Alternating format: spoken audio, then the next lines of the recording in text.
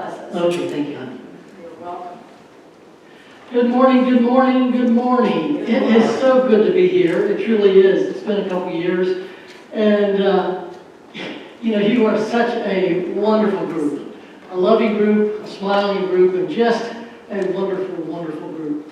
And I know probably, I think most of you know me, but some of you may have forgotten why I bill myself as the second greatest magician.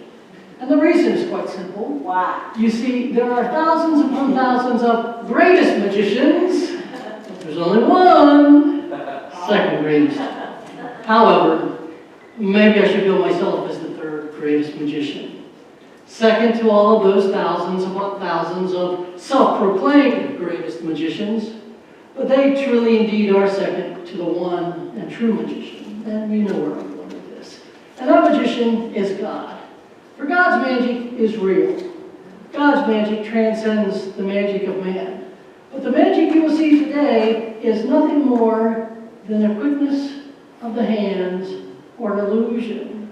So watch and listen as we enter the world of illusion. But first, my favorite story.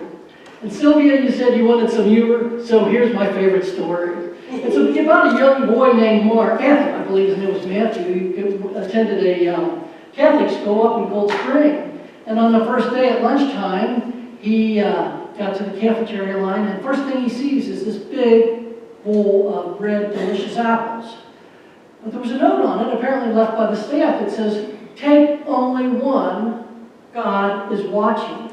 So Matthew's like, oh my gosh, so he reaches over, he takes one and puts it on his tray, and he moves down the line and takes the food, that's whatever he chose that day, I don't recall. But then he gets to the end of the line, and there is a big tray of delicious brownies, even with chocolate icing on it. And there was a note on it left by apparently one of the other students. It says, "Take as many as you want, and God's watching the apples." It's all a matter of perspective. It is. Everything starts in the mind. It really does. For example, our intelligence is obviously cultivated and stored in the mind. And some believe that our spirituality and our emotions start in the mind, are initiated in the mind, but are experienced in the body, or throughout the body, and especially the heart. And our bodies react to what our mind tells it to do. For example, if I raise my hand, it's because my mind sent my hand a signal. Now, there's a pastor over in the Eastgate area that gave a real good analogy between the relationship of the mind and the body, and I thought I would share that with you today. He said, the mind is sort of like the tip of an arrow. Wherever the tip goes, so does the arrow. Wherever the mind goes, so does the body. Now, I'd like to share even a bigger, a more dramatic experience for a demonstration or whatever of that. But I need a couple people, and Sandy and Ken, can I have you come up here, please? Yay! Sandy, come right here. Sandy, you stand right here. Okay, so you stand right here, honey. Ken, you come over, stand next to her. Very good. Now, we are going to ask you, let's see, I'm going to move this up a little because we need a little bit of space. I'm going to ask you to use your mind, but we're not going to use your bodies. We're going to just use your minds, okay? We're going to substitute your mind, your body with a card. With a card. We'll just say, better yet, we'll do, how about the Queen of Hearts? Well, we can't let Ken be the Queen of Hearts, can we? What we'll do is we'll let you be the body. So what I want you to do is think of the Queen of Hearts, and we'll let the Queen of Hearts body represent your body, okay? And we'll put the Queen of Hearts right here, and you just keep thinking of the Queen of Hearts. Let's see if we can find another one. The five is not a big number, but clubs is strong, you know? Clubs represent somebody strong. We'll put the five of clubs here. Now, all I want you to do is you keep thinking of the five of clubs. You keep thinking of the Queen of Hearts, I think it was. And Ken, if you just take a little, let's see how we can do this. We're a little bit tight. We're going to do it this way. You come over here, and Ken, if you can work your way around there, watch this carefully, because you come back and stand next to Sandy. Very good. And what we've done, of course, is they've changed. They've got their cards on their mind. Remember the concept of where the mind goes, the body will follow? Just like the arrow analogy. Where the mind goes, so does the body. Where the mind goes, so does the body. Now watch. Wouldn't it be amazing? Can you change places, and yet, in your 5 of clubs, hopefully, followed you. And Sandy, hopefully, the Queen followed you. Yeah, thank you, thank you, thank you. Go ahead, I appreciate that. It was simple. I told you it was simple. And hopefully that wasn't too painful, Ken. Yes, wherever the mind goes, so does the body. So, if we want to control our life, we have to control what's on our mind, what stays on our mind. Our thoughts become words, our words become actions, and our actions become who we are. So it's important to keep good thoughts, positive thoughts, thoughts of kindness, thoughts of respect, thoughts of gratitude, like Sylvia's prayer. Thank you, thank you, thank you. Thoughts of gratitude on our mind. And I'm confident if we keep those 3 things on our mind on a daily basis, often on a daily basis, we will live an amazing life. We will. We will live the life that God wants us to live. And now, my favorite story. It's a story about 2 young boys. They're 8 and 6, 6 and 8. I'm sorry, 8 and 10. 8 and 10. And they were visiting their grandmother over in Alexandria. And the 8-year-old boy, I'm sorry, the 10-year-old, I'll get it straight here. The 10-year-old boy starts praying. He starts praying real loud. Dear God, if I could just get a new Xbox, I would always obey my dad. Then he gets a little bit louder. Dear God, if I could just get a PlayStation, I would always obey my mom.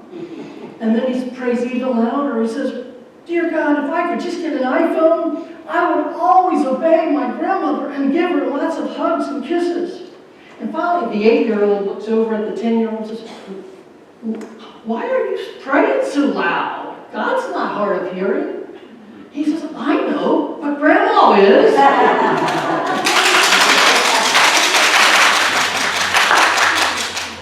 So, if everything starts in our mind, which it virtually does, then isn't it important to have some control as to what gets into our mind? And one of the most direct paths is through our eyes, what we see. And the one problem is that it's not unusual for people to see things differently when they look at the very same thing. Let me give you a little simple. We'll start off with a little simple demonstration of that. For example, if I hold up a number here, the people on this side see a 9, and the people would see a 6 on the side. Very easy. That's easy to understand. And sometimes if we're bold enough, we want to see it from their point of view. We try to see it from their point of view, but often it doesn't work. Until you walk in their shoes. And when you walk in their shoes, then you get a perspective of their point of view. And the same way with the word mom. You see, if I hold the word mom up here, they see the word wow. And if the people over here decided that they would be bold enough to try to see it from their perspective, then it would be challenging, but it wouldn't be until they walked in their shoes until they could see it from their perspective. We all have our own perspectives when we see things. Now that was an easy one. That was real easy. Let me show you one that's just a little bit more confusing. Can everybody see my thumb through here? The hole? Can everybody see the hole there? Okay, now watch closely, because the amazing thing about this is some people see a round hole and some people see a square hole. And I hold it up this, it shows better when I hold it like this. Some people see a square hole and some people, they see a round hole. Now the people over here, they see it round. The people over here see it square. Or maybe I have it backwards. Maybe the people over here, let's see, maybe you see it square. Who knows? So what is the truth? Is the hole round or is it square? Well, that's up to you. But here's the real truth. You have to decide where you're going to go to get the truth, right? You have to go to get the truth? And where do you go to get your information? Where do you go to get your news?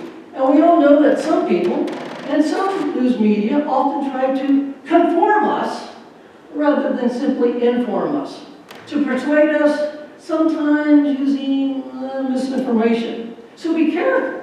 Be careful to seek trustworthy people, people that believe in the truth, people that value the truth, based on science whenever possible, and based on integrity. So not on fiction, and not on fear, and not on misinformation, and not on self-serving purposes. And now, my favorite story. It's about a 16-year-old boy. He lives in Fort Thomas, Kentucky. His name is Andrew. And he just got his driver's license. And so he goes in and talks to his dad and says, "Dad, can I borrow the car?" And he says, the dad thinks for a minute, he says, "Well," he says, "let's make a deal." He says, "Your grades have kind of gone down." He says, "If you bring your grades back up, and if you read the Bible every day, and if you cut your hair, then I'll be more lenient and let you drive the car." So 2 or 3 weeks later goes by, and finally the boy comes in and says, Dad, it's been a long time. Can I drive the car now?" And the father says, "Well, you did bring your grades up, and I'm proud of you. You did good. And I know you did read your Bible. I kind of watched that. You did read your Bible every day, but you didn't cut your hair."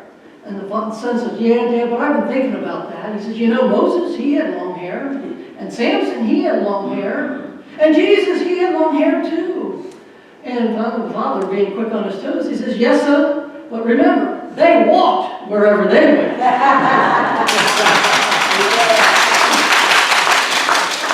And how true that is. They walked wherever they went. So, if you want the truth, you're going to have to decide where you're going to go to get the truth. Whether you walk, or whether you drive, or whether you sit in front of a computer, or sit in front of a TV. So you have to decide also if you're worthy of the truth. And you can only be worthy of the truth if you speak the truth. Speak the truth even when the temptation is strong to bend the truth a little, to stretch the truth a little, like that fish I caught last week was so big, yes. Yeah. Bending the truth, and we got to be a little bit careful because bending the truth is often the beginning of misinformation. And misinformation is even more damaging because it's harder to spot, harder to identify, more difficult to identify, which makes it easier to mislead people, to fool people. And let me show you an example of this. We'll do a little bit of bending the truth right now. I went to the art store the other day and bought this real neat pad of paper here, and I drew a spoon. Let's see here. Yeah, this is the one. This is the one I wanted to show you. Oh, there it is. There it is. Bear with me. Have a spoon. Now, it looks like a ladle. Before I wanted to get it just right. But hey, Beth. Do me a favor. Take the lid off of that. And would you sign that right down in here? Just your name. Sign your name. Put your initials. Do something. Okay, that's fine. And what we're going to do is we are going to take that and we are going to bend it. We're going to bend the truth a little bit. Of course, now here's the question. The paper's bent, but is the spoon bent? Or is the paper just bent? You see, we're bending the truth, so it's hard to tell what is true and what's not. So bending the truth and bending the truth and bending the truth, all of a sudden, sometimes people start believing that the truth is bent. Is that your signature? Yes. Okay, thank you.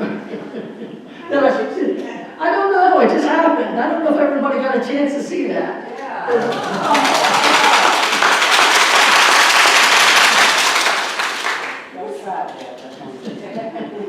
So, beware of people who bend the truth, who spread misinformation to fool you, to conform you, to persuade you. And this is nothing new. It's been going on for a long time. In fact, Mark Twain, over 100 years ago, said, if you don't read the newspaper, you're uninformed. But if you do read the newspaper, you're likely to be misinformed. And they didn't even have social media at the time. on to say it's easier to fool people than it is to convince them that they've been fooled. And sometimes we get locked into our perspectives, locked into our point of view, and it's hard to reach out and walk in somebody else's shoe to see why they think, and what they think. Also, too, there was a theologian that said there are two basic ways to be fooled. One is to believe what isn't true, and the other is to refuse to accept what is true. Now, that could be interpreted a number of different ways in a number of different topics, especially religion. Sometimes it's hard to convince the people that God is real. It's God that all the good values that God has. But now I'll tell you what, I'm just going to move on to my favorite story. Now, wait a minute. This is a story about a woman with blonde hair. So, I know there's a couple of people with blonde hair. So here's my caveat. This came from Joel Osteen. And remember, Joel Osteen has a wife, a beautiful wife with blonde hair. So, anyway, this man walks into this cafe, and it's kind of dimly lit, and he sees this woman sitting on a stool over here. He says, he didn't know what to do. He walks up and he says, would you like to hear a joke about a blonde? And all of a sudden she kind of steps into the light, and she says, I'm 6 foot tall, I'm a professional weightlifter, and I have blonde hair. And next to me is my sister. She's 6'2", she's blonde, and she's a professional bodybuilder. She's a professional wrestler. And next to her was my other sister. She's 6'5", she's blonde, and she's a professional kickbox wrestler, a kickbox fighter. And her nickname is Killer. Are you sure you want to tell me a blonde joke? And the man thinks for a minute and says, well, not if I have to explain it 3 times.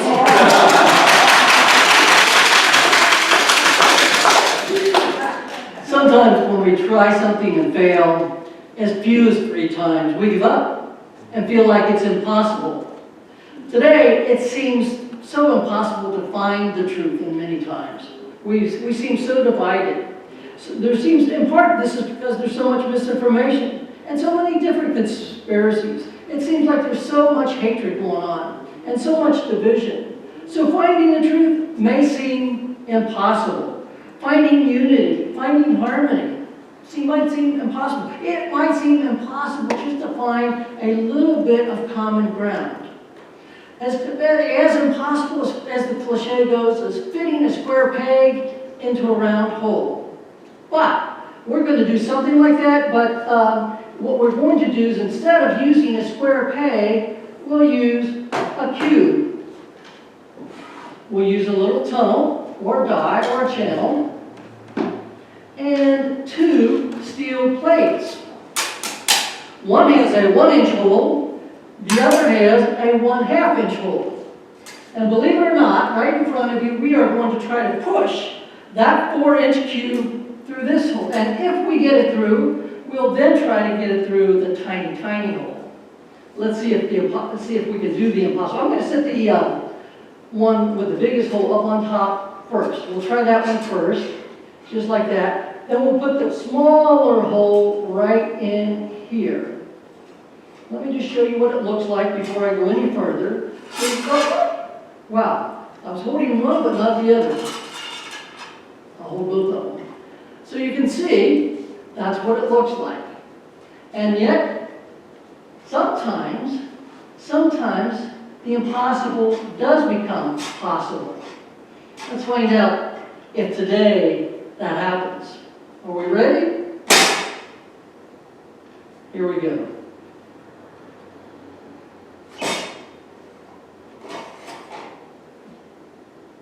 Wow, through the first one. Oh. And through the second one. Sometimes the impossible does indeed become possible. Things are impossible until they're not. You know, sometimes, well, yeah, thank you. Finding just some simple common ground these days does seem to be impossible.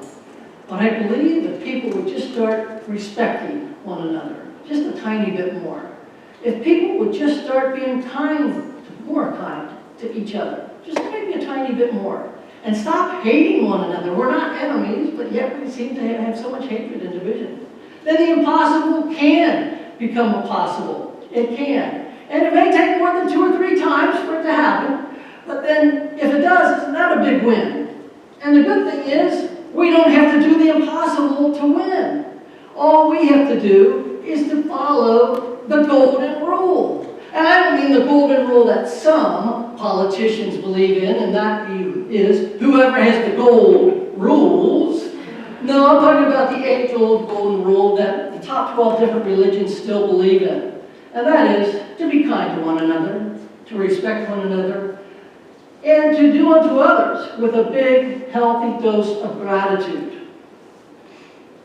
So, you know what? It's time for my favorite story. It's a story about a cat and a mouse. And they both make it to heaven at the same time. And one day, St. Peter comes up and sees the cat and says, "Hey, little cat, how's it?" Oh, I'm sorry, sees the mouse. He says, "Hey, little mouse, how do you like it up here?" And the little mouse says, "Oh, man, this is great. This is fabulous. It's better than I could ever expect it, but it's so big, it's hard to get around." So St. Peter reaches in his back pocket, pulls out some little skates, and puts them on the mouse, and zip, the mouse is gone. 2 or 3 days later, St. Peter sees the cat. And the cat said, St. Peter says, "Well, how do you like it up here?" And the cat said, "Wow, this is fabulous. It's beyond my wildest dreams. And just when I thought it couldn't get any better, I discovered you have Meals on Wheels up here."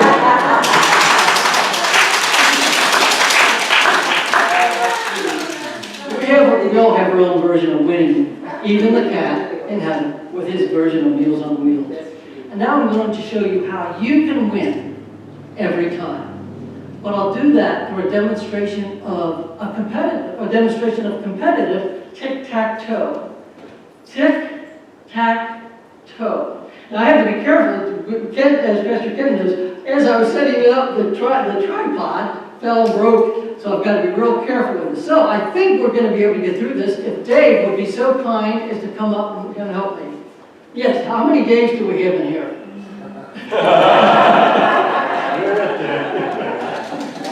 Oh, there he is! Dave, you stand right there. Now, here's what we're going to do. First, before we play the game of tic-tac-toe, I'm going to ask you to hold out either hand like this and put your finger down.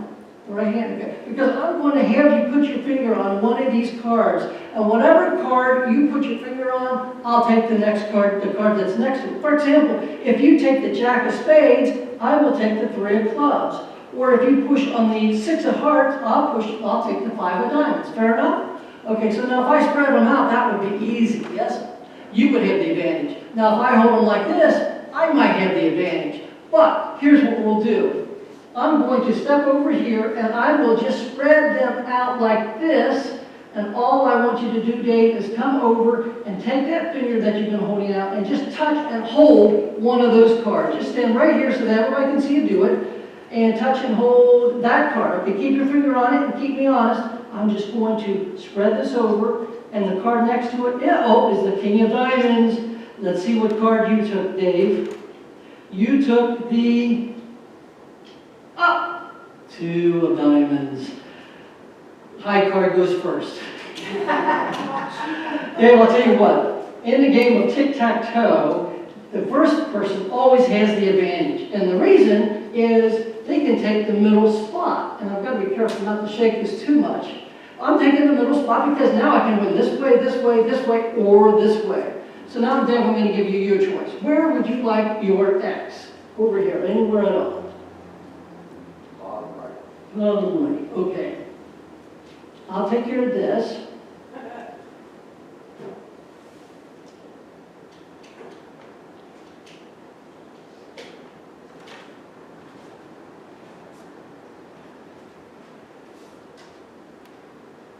Okay.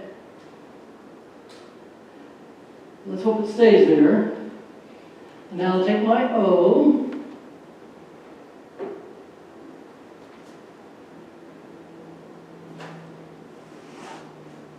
And put it here. So where would you like your X? Well, you got a choice.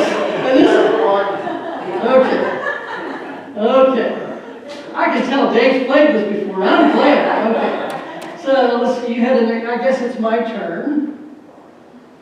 So I guess I'm going to go right here. So where are you going to go, Dave? I lost my town.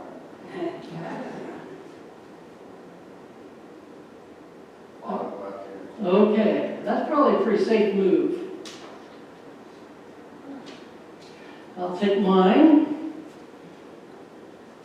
Oh, no, that's your X. I'll take my O.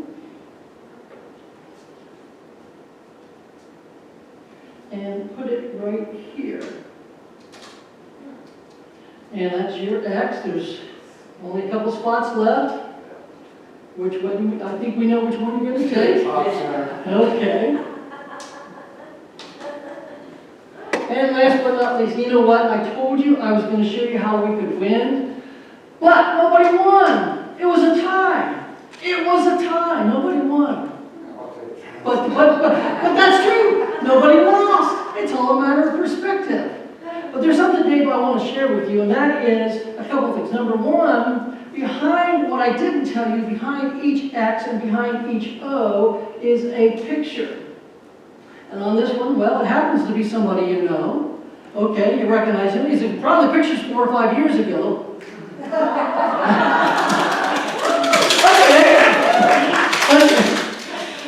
Okay, so the other thing I want to remind you is that I've been told that when you play tic-tac-toe, there are more than 99,000 different ways it can play out. And I don't know if that's true or not, but they say there's like a gazillion. I don't know, it's like 8 to the 9th power. But there's many, many different ways this can play out. But there's only one and only one way this can play out to reveal the answer that I said, the way that we can always win. Let's find out how it worked. And I'm going to step back here just so I don't jar the... And that is, and here is the truth. Thank you for playing it just that way, Dave.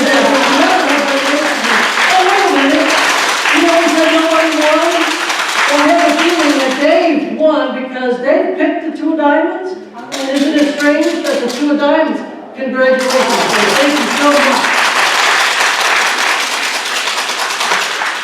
And here's the truth. God has been telling us all along what to do. All we have to do is to listen to His message, and we will win. We all win when we do it God's way, and that is to be kind to one another, to respect one another, and to be thankful for the many, many, many blessings we've already been given. So let's take a quick minute and review. Everything starts in the mind. So we definitely need to control what we keep on our mind. Remember, just like the 5 of clubs and the Queen of Hearts, wherever the mind goes, so does our body, so does our intellect, so does everything else. And how we think determines how we live. Think better, live better. And we all see things in our own way. We all have our own point of view. It's a matter of perspective. Whether the hole is round or whether the hole is square. It's a matter of perspective. We believe what we think we see. So, remember, sometimes when the grass on the other side looks greener, it could be because it's fake. We need to see through and stop listening to the bent truth. Remember the spoon? The misinformation, the conspiracies. And stop giving people or news media or whoever control of our lives that when they try to conform us, try to persuade us. We need to search for the truth even if it takes more than just 3 times in finding it. And at times finding the truth does seem as impossible. As impossible as fitting a 4-inch cube through a 1/2 inch hole. It may seem impossible just to find a little bit of unity, a little bit of harmony, maybe just a little bit more of common ground. But I believe the impossible can become possible, and it could start with something as simple as a little bit more kindness, a little bit more respect, and a whole lot more of gratitude. And here's the ultimate truth. We all win. We all win when we do it God's way, when we follow the true golden rule. And that is, again, to be kind, respectful, and do unto others. And if you do this, and if we do this, then we all win. We all will win with God. So one last question. Are the things that you've seen and heard today an illusion or reality?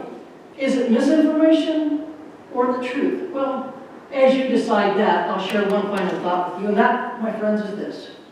The real magic in life is love. And when you share that love with one another, and this congregation surely does, they do, but when you share that love with one another along with kindness and respect, especially kindness and respect, then you have become the greatest magician, second to none. So remember, wherever life takes you, whether it's down Route 8 or around the world, may love, may kindness and respect, and the amazing power of gratitude and love always, always, always be in your hearts. Thank you and God bless.